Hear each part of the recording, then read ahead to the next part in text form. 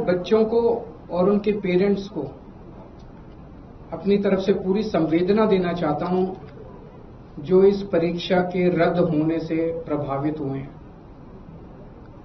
मैंने भी अपनी जिंदगी में आईआईटी का पेपर दिया था पहले, फिर सिविल सर्विसेज का पेपर दिया था। मैं जानता हूं कि किस तरह से कठोर तपस्या करनी पड़ती है। हमारा एक छोटा सा घर होता था वहां पे हिसार में, ऊपर एक छोटा सा कमरा बनवा लिया था। 24 घंटे उस कमरे में बैठा मैं तैयारी करता रहता था। फॉर्चुनेटली उन दिनों में पेपर लीक नहीं हुआ करते थे।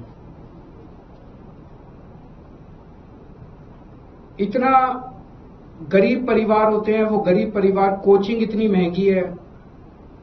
कोचिंग करने के लिए कई लोग दिल्ली आके रुकते हैं, दिल्ली में किराए की जगह लेते हैं बच्चे। अपने माँ बाप, कई लोगों के माँ बाप अपनी सोना गिरवी रख देते हैं, जमीन बेच देते हैं बच्चे को कोचिंग कराने के लिए। और उसके बाद अगर पेपर लीक हो जाए तो उससे बड़ा मैं समझता हूं कि धोखा किसी के साथ नहीं हो सकता। और ये नीट का पेपर पहली बार लीक नहीं हुआ। मेरे ख्याल से एक बार 17 में हुआ था, एक बार 21 में हुआ था, फिर एक बार 24 में हुआ था और एक बार अब लीक हुआ है। 4 बार पेपर लीक हो चुका। तो पेपर ऐसे तो लीक होते नहीं है।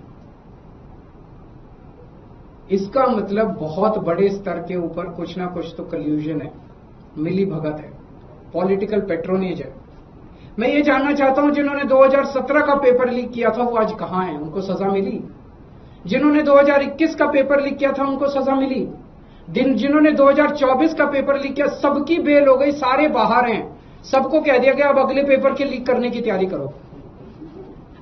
और वो कर रहे हैं, पेपर लीक पे लीक, लीक पे। ये चल क्या रहा है इस देश के अंदर? और मैं पूरी जिम्मेदारी के साथ कहता हूं, सरकार चलाना कोई आसान काम नहीं है। सरकार चलाना बहुत मुश्किल काम है। जिन लोगों से एक पेपर ठीक से नहीं होते बिना लीक करवाए, वो सरकार क्या चलाएंगे?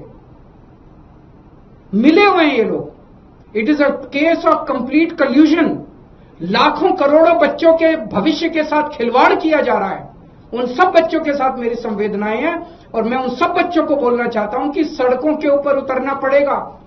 ये सरकार केवल और केवल जन आंदोलन की भाषा समझती है और केजरीवाल आप लोगों के साथ है।